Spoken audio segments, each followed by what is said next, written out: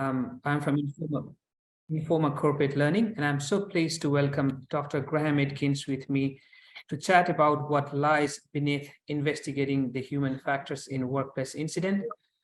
Dr. Graham is the Chief Executive Officer of Leading Edge Safety Systems, a qualified organizational psychologist, and has in excess of 30 years experience in conducting major incident investigations in high-risk industries and advising authorities and organizations on complex risk, safety management, and human factor issues. He has broad operational experience as a transport safety regulator, airline safety manager, and government air safety investigator. Having held previous roles with Qantas Airways, Australian Civil Aviation Safety Authority, Public Transport Safety Victoria, and the Australian Transport Safety Bureau, Dr. Edkins is regularly retained as an independent investigator and expert witness for various civil matters. He has been working with Informa since 2007, delivering safety and human factors training programs. But before we go further, I want to let you all know that this broadcast is recorded and will go for 30 minutes, during which Graham will be sharing some beneficial information and produce thinking. After that, we will be happy to take the questions, and I would advise everyone to use the chat box to put on your questions there. So please do go ahead and type your questions in the question pane. So please join us all and welcome Dr. Graham Edkins. Thanks very much, Sushil. Good afternoon and welcome everybody. Thank you for joining us. Right. So perhaps the best way to start, Graham, is for you to take us through what prompted the title for this webinar, what lies beneath investigating the human factors in workplace accidents. Okay, so what sort of prompted this topic, and I think it's an important topic, is really the first question is as per this first slide, is really stagnation and improvement. We know that despite lots of efforts in history since the 1930s to improve the way that we investigate workplace health and safety incidents, that workplace incidents still remain unacceptably high. We know that, every day, every weekend, hospital emergency rooms are full to overflowing with people that have been injured, whether they're incidents in the workplace, at home, at school, or perhaps in our transport systems in the public domain. And some would say in some domains, they seem to be at epidemic proportions. What we do know is a lot of these workplace incidents, and indeed other incidents, are due to human factors issues. And herein lies the problem, is that many of our human factors investigation methods really don't go into a comprehensive way of looking deeper into human factors, causation, or contributing factors. Often, in fact, root cause analysis tools like Taproot, root cause analysis tend to be criticised as they don't offer a sufficiently deep analysis of human factors issues. And the other investigation tools tend to provide, what dare I say, an overly simplistic explanation of how somebody did or didn't do something. In essence, the human contribution to that event. And even when we look around at that tools and guidance that's out there, and there certainly is some confusing, I might add, a lot of those tools don't provide a lot of specific guidance. It's very much a surface level exploration. So, and one of the problems is language, is that we often use very simplistic language or conclusions in our reports on incidents, such as the cause was simply operator error or driver error. But really this only describes what a person or people actually did. I like to say that the term error, or indeed operator error, is about as beneficial as saying it was an act of God or bad luck. And you certainly wouldn't want to put those types of conclusions in investigation reports. So the same goes for the term operator error. So let's have a look at an example of an incident. And this comes courtesy of some work I did some years ago with the Civil Aviation Safety Authority, CASA. And what this will show you is a pilot who works at Sydney Airport. He's on his way into Sydney Airport to operate a nighttime flight. As you watch the video, let's see if we can work out what were some of the key issues that led to the event. Here we go.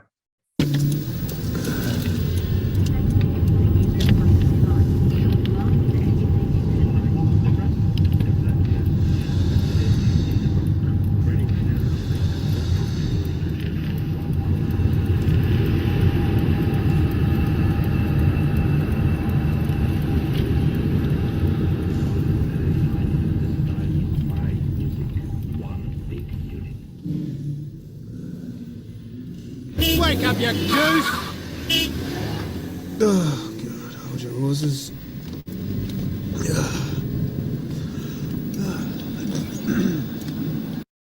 All right, that type of incident might be familiar for some of our participants, perhaps. But Sushil, let's bring up our poll and see if we can get people, our participants, to have a look at what some of the key issues were. Yeah, let me launch the first poll.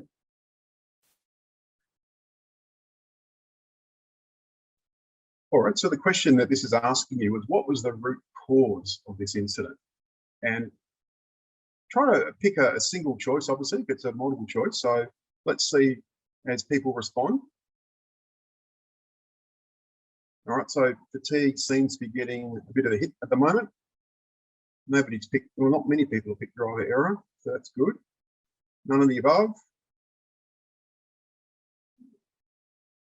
Looks like most people have responded there. I'll just give it maybe a couple more seconds.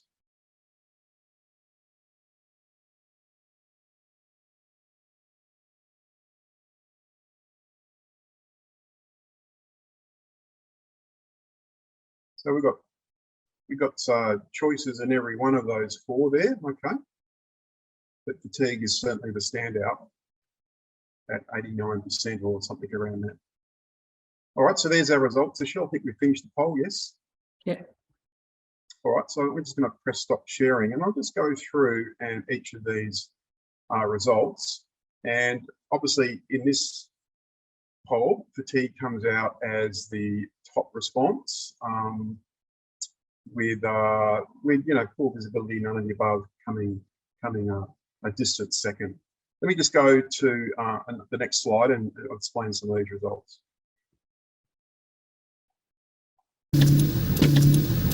All right, so the first thing to remember about and the question was in some ways a bit of a setup. It was, what's the root cause of this event? First thing to remember is that root cause in itself is a bit of a problem term because it implies single causality, single causation. But in fact, if we were doing a human factors analysis of this event, issues like poor visibility and fatigue are certainly not root causes. They're actually performance shaping factors or error producing conditions. So what these are is conditions like work environment type issues or human factors issues that lead to things like error. Certainly driver error is not a root cause, it never can be. To say that is really suggesting that there's only one single thing that led to that event. In fact, if you have a look at this from a human factors perspective, the error is that the driver missed the change of traffic light signal from red to green. The more important question, though, is not so much the fact that he missed it, was why? Well, because in fact the driver had experienced a microsleep while waiting at the traffic lights. And here then becomes a human factors analysis challenge. Why was the driver fatigued? What led to that fatigue? We need to comprehensively now explore those system deficiencies that led to inadequate fatigue management. And given that fatigue is a shared responsibility between the employer and the employee, we need to look at both of those issues, and in particular, how perhaps the controls around fatigue management need to be improved. So the summary really so far is that incidents are really learning opportunities. And it's really crucial that we take the time and the effort to discover their true underlying cause, rather than focusing on the people directly involved and those simplistic, direct or immediate causes of failure. So Sushil, that's really what's prompted me in this particular title of this webinar. Right. So quick question here then, Graham. So for those people required to undertake incident investigations, are there any practical tools to help examine human factors in a more comprehensive way, to go below the surface?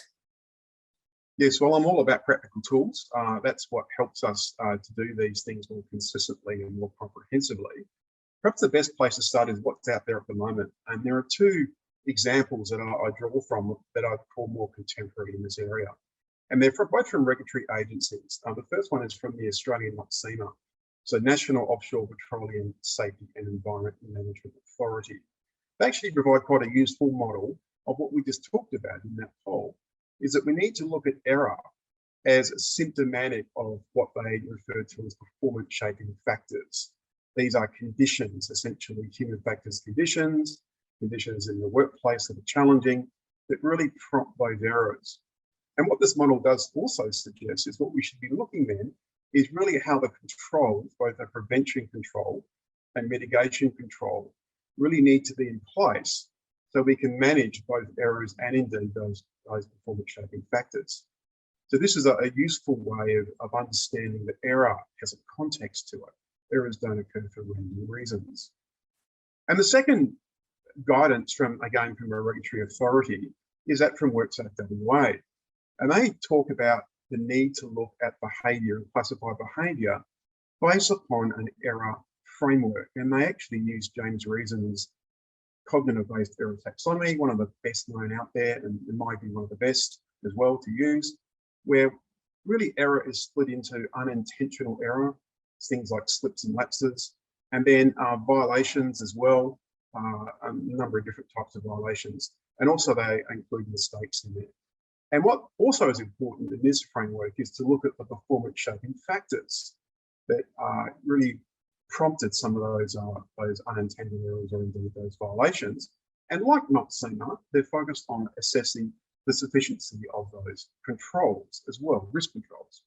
So what do we take from this guidance that's out there? Well, here's my take on what is, I would say, the three core pillars of improving human factors analysis in workplace events. We need a good cognitive-based error taxonomy, but we also need to provide people with specific guidance on how to use that. And I'm going to show you an example of that in a moment. The second pillar is we need a comprehensive list of error-producing conditions. Now, whether you use the term performance shaping factors or error-producing conditions is neither here or there. I prefer the term error-producing conditions, it's more intuitive, but you need a comprehensive list. Some of the material out there doesn't give you a lot of guidance. And last but not least, same thing with pillar 3, is we need a comprehensive list of prevention and recovery critical risk controls. Those that are common to a series of fatal or critical risks that are out there. So let's discuss these three pillars in a bit more detail. The first one is having this cognitive-based error taxonomy. And while the Safe Work WA provides some guidance, the clear one is to make sure that you provide people with some training and checklists on how to use this. That is, what is unintended actions? These are slips and lapses, inattention and memory failures. Intended actions by default are really about mistakes and violations. What we need to do is provide people with clear guidance on actually how they can be used. So by knowing the error, what this actually tells us is it gives us an idea of how we need to start to target better solutions. So those unintended routine actions tend to tell us about inattention and memory and give us potential solutions around human-centered design of controls, better instrumentation to prevent or mitigate those what I call routine normal errors. When it comes to decision-making errors, the mistakes, if you like, in this model, it's really about poor assumptions and lack of knowledge. So the obvious solution is around training and assessment. When it comes to violations, it's a bit more complex because this involves social, cultural, and personal reasons, but often it's about poor supervision. People don't believe in the rule, pressure to perform, and there are poorly designed procedures. So our solutions about ensuring those rules and procedures continue to be relevant and practical and removing those opportunities to violate. So if we are very clear on the type of error that we've identified, it automatically takes us in a direction as to what we've got to do about it. And this is the value of having a good error taxonomy. Perhaps a good way to illustrate that is, let's have a look at another example. This is in fact from the same video that we showed earlier from CASA, and different person we're going to see here. And as you watch the video, see if you can work out what the errors were using the framework that we just went through, slips, lapse, mistake, violations. And this is involves a pilot doing some checks before while passengers are boarding the aircraft. So here's the video.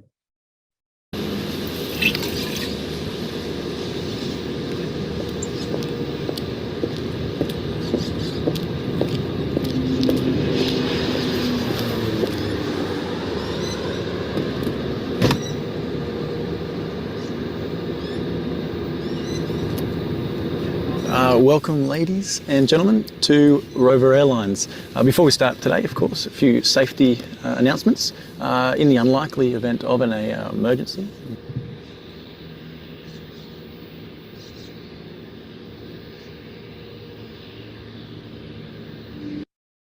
Okay, so should we bring up the poll and ask some questions about this particular Sure. incident?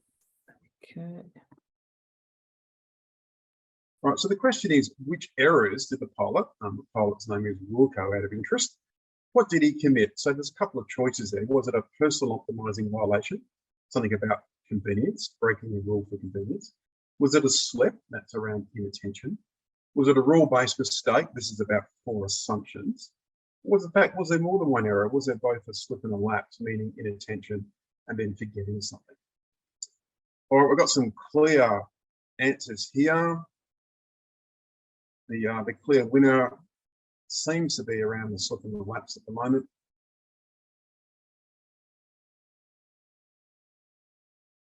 All right, there's a couple more seconds and we'll stop the poll. All right, I think that'll do it, so sure. Let's see what our final results were. Here we go, clear winner there, 75% around slip and lapse. All right, let's stop the share and let me go to a couple of points around this one as well. A really good way to understand errors and to classify them consistently is to use an error type decision tree. So if we looked at this event that we just saw, one of the first errors in this case was that the pilot unwittingly knocked his head on the aircraft prop as the passenger was boarding. And we can use this simple decision tree to work that out and to be consistent. So was this action intended? Well, certainly it wasn't. That's pretty clear. That takes us to a slip or a lapse. Did that person, in knocking his head on the prop, was that due to inattention, distraction, and poor vigilance? Well, we clearly saw it was due to inattention and potentially distraction. That will be a yes, and there's a clear slip in that one. But quite correctly, for 75% of our participants, there was a second error. And this involved the pilot omitted to remove what's called the pitot tube cover as part of his pre-start checks. This is a cover that needs to be removed prior to the aircraft being started and taking off.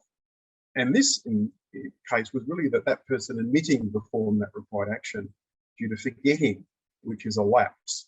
And what this actually shows you straight away is that one error can lead to another, what we call a compound error problem. So really, in summary, to ensure that we get people to make the right decisions about errors, the types of errors, it's very useful to have a decision tree and a framework. And there are similar questions that we ask around mistakes and violations. And indeed, when we look at violations, there are quite a number of questions that we ask about those. So this is quite a useful tool. Our second pillar is about having a clear view around error-producing conditions, because we know that error-producing conditions can really increase the probability of errors.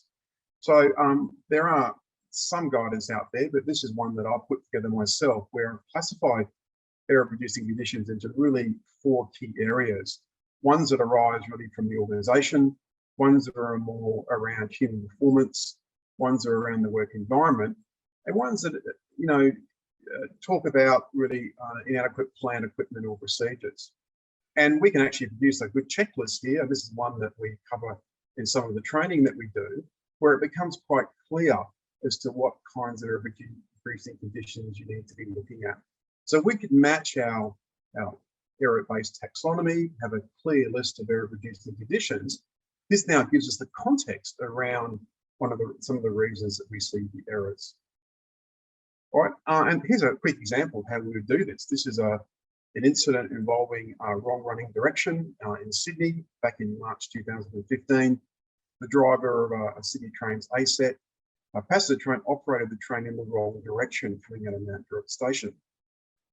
Fortunately, he was picked up by a network patrol officer who informed him that it was going in the wrong direction. So had the train gone any further, it could have been a much worse outcome. So we have a look at the error. In this case, it's a knowledge-based mistake. The driver operated the train in the wrong way, but yeah, we were talking about,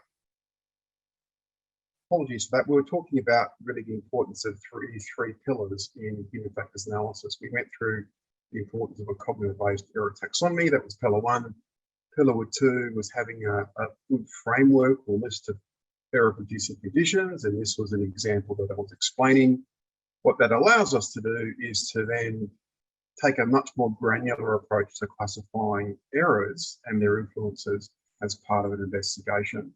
And this was an example from an incident in the rail industry involving a Sydney Trains ASET operating in the wrong running direction from Mount Druitt Station. And one of the key errors in this was the driver operated the train in the wrong running opposite direction, really arising from his confusion due to having to change ends multiple times leading up to this event. What we really need to look at is those error-producing conditions. And this is drawn from the checklist we just looked at. That is, things like information overload. The driver was under a high degree of workload. Fatigue.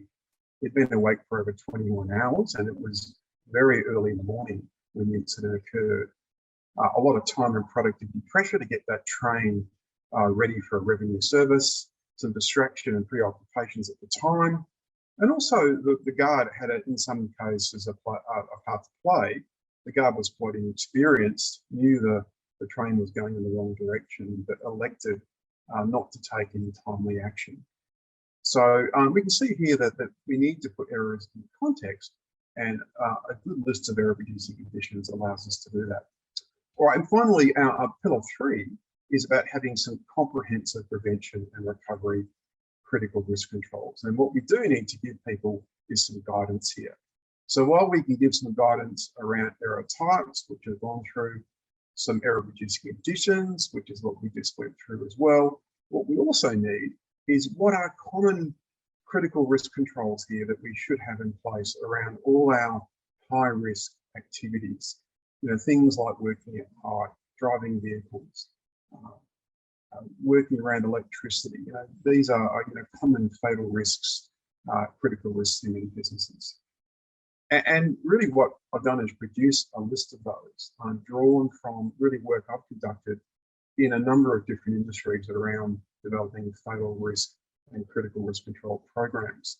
So if we can use these as examples, it gives us a much more consistent way of identifying where those risk controls perhaps need further improvement. So really it's all about the risk controls. So while human factors analysis is yes about errors and about error-producing conditions, really how we're going to manage error better and we're going to manage those conditions is about comprehensive risk controls. And if we can have a good list of those, a clear list, define those for people and use them in our not only proactive activities, but our investigation activities, that really gives us a good way to really go deeper into those human factors issues, which is where we really started. So key insights to summarise, really the focus of our contemporary human factors analysis approach is really creating a robust system that can cope with those human factors. Those that undermine what I would call risk control efficacy, meaning the risk controls aren't always going to be foolproof. It's also best achieved through controlling error-producing conditions, which really do impact human performance. And that allows us then to look at our controls and update them so far as is reasonably practicable. And really human factors analysis methods, in conclusion, really must go below that surface.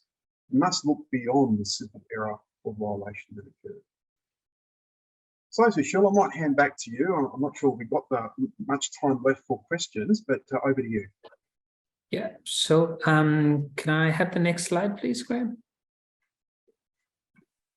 Yeah, okay. So Graham will be running these programs throughout the year, and we welcome both individuals and group bookings.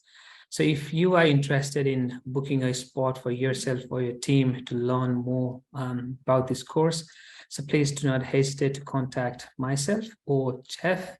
Our details are also on the website, and if you would like to make a note of that, feel free to do that. Similarly, we also understand that each organization has unique needs, and we are committed in providing a tailoring learning experience that meet those needs. So if you have a group of 8 or above and would like to customize any of these training courses, please note down my mobile number and email address, and is happy to organize a private call with Graham so that we can discuss more on your learning requirements and design a bespoke in-person or virtual learning. So let's go on to the next slide, please. Okay, let me take a few questions over here. If you've got any questions that you'd like to ask, then please feel free to put them in the chat. Or I've started getting a few questions in the meantime. Just to get it started, I'll take this first question over here, Graham.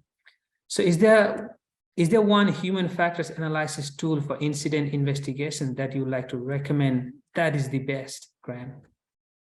I think it's hard to say that there's one that's better than the others. They all offer different strengths, different weaknesses. But what I do know is this, is that what you do need is those three pillars. If you can have guidance around what errors are, a clear view, train people in how to distinguish those, and use a cognitive-based error taxonomy that has a bit of research behind it, like James reasons, that's a really good start. A comprehensive list of either performance-shaping factors or reducing conditions, and often many of the guidance out there don't really give a list. They give some guidance, but they tend to be a bit non-specific. And then those risk controls, that's to me really important. So for me to say there's one tool that's better than others, I think that would be a foolish thing for me to say. I think they all offer strengths and weaknesses. The thing is, keep it simple, and you need that guidance for people to be able to conduct the analysis in a consistent way, because that's really what it's about, and that is consistency. Right, okay. I've got like a few questions regarding the slides and the recording. So due to the technical difficulties, we've had a bit of a meltdown in between, but we are recording this session, so we will share the recording and all the materials after the session. Regarding the course being certified or supported by our IOSH, we will, or like Jeff will send a separate email on that part. I've got another question on the root cause over here. Is like, is human error ever a root cause to an incident, Graham? I was waiting for that one because that's always a question that I get asked, and there's a hot debate, in fact, on LinkedIn about this topic. If people want to Google it, but essentially the answer is that to say that error is the root cause is a very foolish way of conducting analysis. What we're really interested in is why somebody made the error. You know, and we saw that in one of the case studies where the driver, you know, fell asleep or had a micro sleep at the traffic lights. So we're interested in not so much the error that was made, we're interested in more really why. So, and that's kind of getting towards root causes. What are the key controls, the key systems efficiencies that allow those errors to occur? That's getting more to root causes, if you believe that term. I tend to look at multiple contributing factors as really what we should be doing, and more contemporary, I think, investigation methods use that term. So to say that errors are root cause is really not very helpful. Great, thanks for that. I might have to make this a last question, Graham. So does human factor analysis needs to be performed by a human factors expert, or can anybody with a little guidance do it?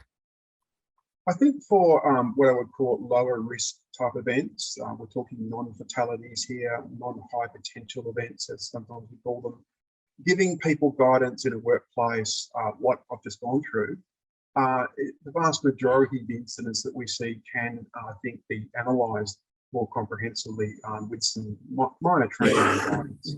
When it comes to more significant events, you know, multiple mortality events, those sorts of events, then it's really very important, I think, that you do get experts. We use the same concept. We have an engineering failure, we get, you know, subject matter experts in engineering.